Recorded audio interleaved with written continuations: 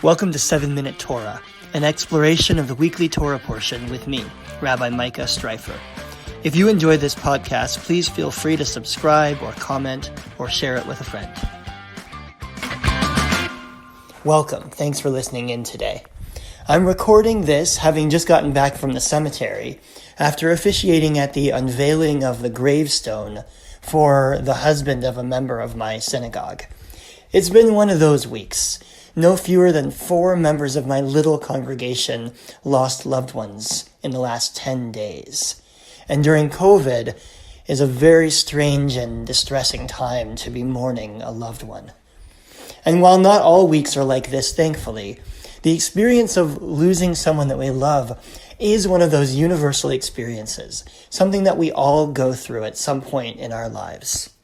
And that's probably why the Torah feels the need to address it. In fact, this week's Torah portion is in many ways about death, although the name of the portion seems to indicate otherwise. This parsha is called Chayei Sarah, which means the life of Sarah.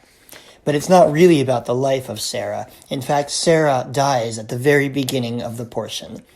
What we're reading about here is what happens right after Sarah's life. We read about Abraham going about trying to find a burial plot. He meets with representatives of the local tribe, the Hittites.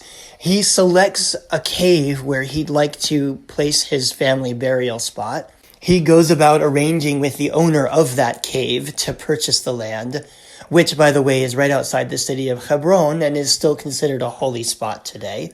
And finally, Kavar Avraham et Sarah Ishto. Abraham buries his wife in that cave. What's equally interesting is what happens right afterwards. Chapter 24 of Genesis, Abraham seems to realize that after having lost his loved one, he needs to get back to what you might call matters of the living. He realizes that his son, Isaac, doesn't yet have a wife. So Abraham sends his servant back to Mesopotamia, back to the land of his birth, to find a suitable wife for Isaac. The servant goes back.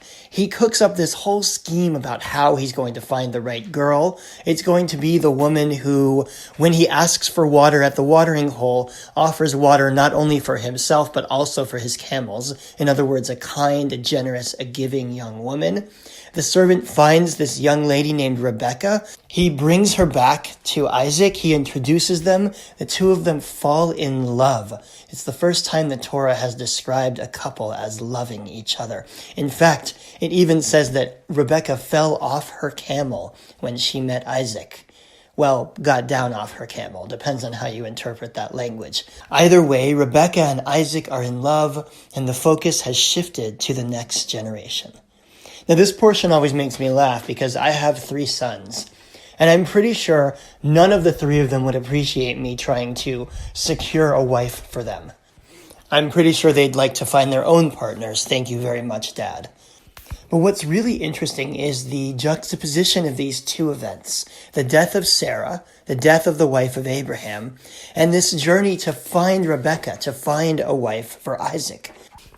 The Torah seems to be trying to send us a message about loss and about legacy and about life going on after the loss of a loved one. Abraham, having just buried Sarah, is feeling the weight of the passage of time, wanting to secure a legacy, wanting to secure a future for the next generation. Isaac, for his part, is relatively passive in this Torah portion. He doesn't do a whole lot besides get introduced to his future wife. But we do read that Vayinachem Yitzchak acharei imo, that upon falling in love with Rebecca, Isaac found comfort after his mother's death. Now, I'm sure there's something Freudian there that we could get into another day. But outside of that, the message is that one of the places to find comfort from our losses is in the life that we're living here and now. One of the best ways to honor our loved ones is to live our lives. Isaac honors his mother Sarah by loving Rebecca, by building a family and creating a future.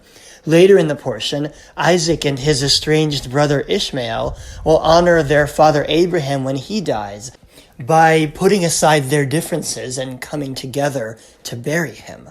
Our loved ones stay alive in our hearts if we live our lives according to what they taught us.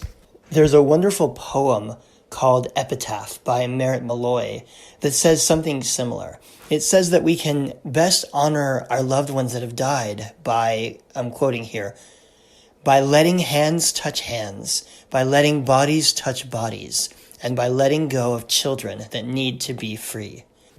In other words, the best way to show love for our parents and grandparents who've passed away is by giving that love to our children. The way to honor our past is to live our best lives here and now. I was thinking about this today as I was at the cemetery with this family, remembering their own husband, father, grandfather, telling stories about his life 9 months after his death, and talking about the ways that he had touched their lives. Our loved ones are still with us as long as we remember them. Maybe that's why, even though this portion is about Sarah's death, it's called Chayei Sarah, the life of Sarah. At the end of this portion, Abraham also dies. As I mentioned, his sons Ishmael and Isaac bury him together at the same burial plot where he buried Sarah. And the Torah has reached the end of the beginning of our story. The first generation of the Jewish people has passed away. The story now shifts to their children. And as we continue reading, we do so while looking both backwards and ahead, with one eye toward where we come from and one toward where we're going. By doing so, may we ensure that our lives are both a tribute to those who came before us and a gift to those who will come after. Thanks for listening today. Thanks for listening to 7-Minute Torah. If you enjoyed this program, please leave a review or a comment, and please pass it on to a friend. You can also subscribe on iTunes, Spotify, Google Play, or wherever you listen to podcasts. Have a great week.